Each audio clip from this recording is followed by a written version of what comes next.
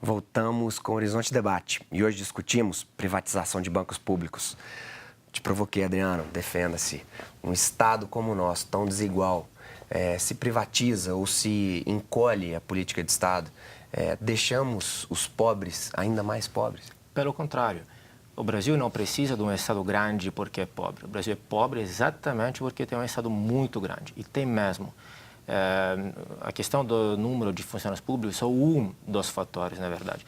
Eu sugiro ao telespectador ir lá online e buscar o Índice da Liberdade Econômica, é um ranking internacional. O Brasil está na posição 140, 145, se não erro, este ano aqui oscila, dependendo do ano, mas está no quartil menos livre do mundo, junto com Coreia, Venezuela, Nigéria, China, que é exatamente o modelo do qual eles falaram. Eu acho que é o modelo de ninguém lá em casa. O modelo ao qual eu penso são outros, são os países do norte da Europa, os países anglo-saxões, e ninguém está falando aqui de acabar com o Estado. O debate, pelo que eu entendi, é a privatização dos bancos estatais. Então, mesmo onde você tem uma presença relevante do Estado, onde precisa, ninguém, em pleno 2017, argumenta que precisa do Estado fazendo atividade empreendedora, porque não sabe fazer. O que ele faz é desviar o crédito da atividade produtiva para as atividades improdutivas. Pense só que no Brasil, por exemplo, os bancos estatais são responsáveis pela emissão de 53% de todo o crédito e são responsáveis por tomar 72% de todo o crédito. Ou seja, eles fazem um efeito crowding out. Eles jogam para fora os bancos privados a possibilidade dos privados concorrer. Ele tem não só o monopólio, mas o monopsônio quase de pegar crédito também. Então, na verdade, se você tirasse os bancos estatais, o que surgiria, e junto com ele a regulamentação também, é por isso que eventualmente não haveria maior concorrência. Se você relaxa a regulamentação, você teria mais concorrência. E é a concorrência que regulamenta o banco. Se as pessoas são insatisfeitas porque tem poucas escolhas. Posso só fazer uma observação rápida? Adriano, não é verdade que ninguém defenda um Estado interventor. É o contrário, os neo-keynesianos, os neodesenvolvimentistas, toda a linhagem do Banco Mundial ligada à Índia através do Amartya Sen, que eu conheço toda a equipe, todas defendem isso. E você falou do norte da Europa, por exemplo, a Finlândia, que tem a melhor educação do mundo segundo o PISA, que é a maior avaliação sistêmica do mundo em educação, ela faz exatamente, só tem escola pública e intervenção de Estado. Eu conheço, então eu posso te falar, porque inclusive estou trazendo a ministra da Educação para o Brasil. Ela tem publicado, inclusive baseado em Paulo Freire e Anísio Teixeira, ou seja, eles se baseiam em autores brasileiros. Então, acho que, assim, eu concordo que você está querendo fazer um debate, mas não é correto você dizer que ninguém defende. Pelo contrário, nós temos um debate público importantíssimo no mundo e você tem os liberais que defendem uma visão e você tem toda uma outra parcela de vários outros autores e linhagens teóricas que dizem exatamente o inverso. Eu acho que o debate é isso, dizer que ninguém é de se desqualificar um outro lado que, inclusive, está em uma série de entidades multilaterais do mundo, né, da qual eu fiz parte. Né? Devem ser, talvez, os ultraestatistas. Como? Devem ser, talvez, os ultraestatistas, não, como você porque se fosse assim, não seria, ultraliberais. Veja, não seria liberal, né? Como o Amartya Sen, que você deve conhecer, não é? Que não é liberal. Que é um liberal. Não, não é liberal? Não é liberal. A Finlândia, por exemplo, o que faz é que financia os estudantes. Então, na questão da educação, que não é o debate, né? O debate é bancos. Então, estamos fugindo do debate. Não, então, uma coisa, por exemplo, uma coisa é você ajudar, por exemplo, as pessoas, outra coisa é você ajudar os bancos. O que nós queremos é que os pobres tenham acesso a serviços bancários, que significa pôr as pessoas na condição de escolher o banco público ou o banco privado. E não banco privado para nós e banco estatal para eles. Ou seja, capitalismo para os ricos e socialismo para os pobres. Isso sim, os pobres não querem. Aí nessa hora, Luciano, qual que é a importância, qual que é a importância do banco privado? Acabamos de ter pesquisa. Desculpe. De novo, Adriano, acho que você tem que ser um pouco mais equilibrado. Acabamos de ter 2 pesquisas publicadas no Brasil dizendo que os pobres querem Estado forte. Não. 2 pesquisas, inclusive, veja uma bem, dessas, não me engano, de bancos privados e banco estatal. Inclusive banco. É muito claro. O banco com mais reclamações no Reclame Aqui é a Aí Caixa é outra Federal. questão. Não, é a Caixa Federal. Aí Então, é outra questão. aqui nós vivemos num país no qual as pessoas fogem dos serviços estatais e só falam de boca para fora bem dos serviços estatais. Todo mundo busca sempre plano de saúde privado, ensino privado, Segurança etc. Todo mundo Adriano, faz você isso. Os perde- únicos, deixa eu completar. Os únicos que ficam com os serviços estatais são aqueles que não conseguem escolher o privado porque não têm as condições. Eles são dependentes do Estado.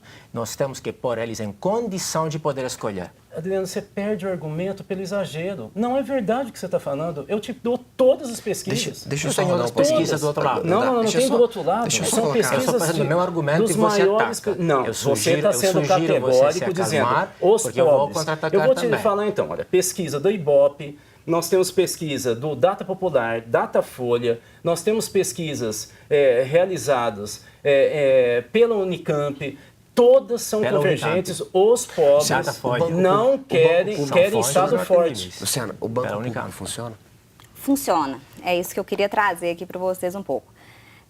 Quando a gente pensa, por exemplo, financiamento estudantil, alguns bancos, como, por exemplo, o Santander, que diz que tem um programa de financiamento estudantil, isso até para o próprio telespectador perceber. A Caixa é a maior das Sim. fornecedoras Caixa e Banco do Brasil. de financiamento estudantil. No caso do FIES, hoje 70% do FIES está com o banco público, tá? E é importante a gente falar que 76% do público do FIES são estudantes que vieram de escolas públicas, né? Então, são pessoas que realmente precisam disso. Com relação à eficiência dos bancos públicos, aí é que eu gosto de trazer esse dado, né? Quando eu falo do lucro do Banco do Brasil de 2007 a 2014, que é um lucro que saltou de 5 para 15 bi, e aí o banco emprestando muito, né, estimulando o crédito, foi uma época que o Banco do Brasil chegou a ter no seu corpo funcional 114 mil funcionários, né? E aí com lucros, resultados excelentes. Hoje, para vocês terem uma ideia, o Banco do Brasil tem 99 mil funcionários. Né? Foi uma época em que o banco reduziu os juros e estimulou o crédito. Hoje, a gente está tendo um movimento contrário. Né? Em outubro, o Banco do Brasil e Caixa apresentaram taxas de juros, inclusive, maiores que a dos bancos privados. Né? O Banco do Brasil, eu tenho certeza que tem muita gente que não está satisfeita com o atendimento do Banco do Brasil. Por quê? O Banco do Brasil fez uma reestruturação onde ele fechou mais de 800 agências por todo o país e aposentou de uma só vez mais de 9.400 funcionários. Então, o que a gente teve com isso é o quê? Precarização do atendimento. As agências não dão conta de atender o público, né? O cliente sai de lá insatisfeito, migrando, inclusive, para outros bancos. Né? Então, assim, o banco público ele tem o poder, né, de estimular a economia, ele tem poder de trabalhar com taxas de juros baixas e podendo dar bons resultados. Eu acho que isso tudo depende da política de governo. Mas aí no né? final do primeiro bloco, eu disse que os bancos públicos não fizeram isso quando os juros estavam estratosféricos, né? Eles não se utilizaram disso. É muito difícil para, por exemplo, um dono de uma pastelaria conseguir crédito no BNDES, por exemplo. É difícil de ter o cartãozinho lá que o Joesley Batista conseguiu fazer de um açougue um grande império. Nessa hora, o argumento do Rudá, o argumento do Adriano, Luciana, você está próxima de qual deles? Quanto mais estudar, com certeza. Quando as pessoas estão insatisfeitas, o FIES é um dispositivo essencial para que o pobre consiga ir para a faculdade e estudar. Mas na hora que ele passa aquele aperto todo início de semestre, eu acho que o professor Adriano está concordando comigo, todo início de semestre é aquela loucura, que sofrimento, porque não funciona o site, o negócio trava toda hora, o menino fica com medo de perder a faculdade porque ele não vai pagar. Como que... Na realidade, o próprio FIES, ele é um programa que piorou também nos últimos anos, né?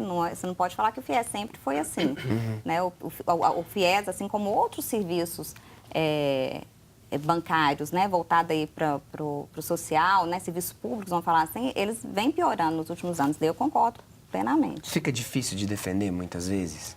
O banco não como uma repartição, mas um banco como um promotor de riqueza? Não, de maneira alguma, como já foi. Vamos só lembrar o seguinte, você citou o BNDES. O BNDES transferiu nos últimos, não nesse período agora, mas no anterior, ele transferiu, ele aumentou em 636% os recursos para o Nordeste. Sim, norte, nordeste. Só para você ter uma ideia, 636% ele aumentou em 10 anos o recurso. Você sabe com esse aumento, qual é a fatia que o Nordeste pegou de recurso do BNDES? Não. 16%. Então, você imagina o que era antes. Então, a gente tem que ter clareza que os bancos estatais, evidentemente, o Adriano tem razão, eles são usados muitas vezes por uma política de apoio à base política de quem está no governo. Ele tem razão, evidentemente, que tem esse problema. Qual é a solução? É você ter controle popular sobre o banco. Deixa eu passar. Adriano, qual é a solução? Em 1 minuto. O controle popular já tem e se chama concorrência. Este é o melhor tipo de controle possível que tem. Em cima dos serviços que nós utilizamos, nos mercados onde tem mais concorrência, nós tendemos a ter serviços melhores, em qualidade, com preços menores. Mercados onde tem menos concorrência, mais oligopólio, mais monopólio, a qualidade cai e o preço sobe. É assim, por exemplo, aconteceu com a privatização da telefonia, que melhorou, mas não é ótima exatamente porque é um oligopólio, tem poucas empresas, porque a agência reguladora, junto com as empresas, cria um cartel. Então, o Estado e os bancos não só às vezes têm este problema, mas esta é a função dos bancos estatais. O resto são ideais, é a fachada. Nós estamos discutindo a fachada e não os motivos reais. Os bancos estatais são criados para isso. O BNDES é uma aberração moral. É o maior banco de desenvolvimento do planeta Terra. Hoje está mais ou menos em 9% da economia e não gerou desenvolvimento nenhum. Tem os dados, por exemplo, que eu tinha, que não gerou desenvolvimento nenhum. A taxa de investimento, por exemplo, de 2013 a 2016 aumentou de 13,3 a 13,4.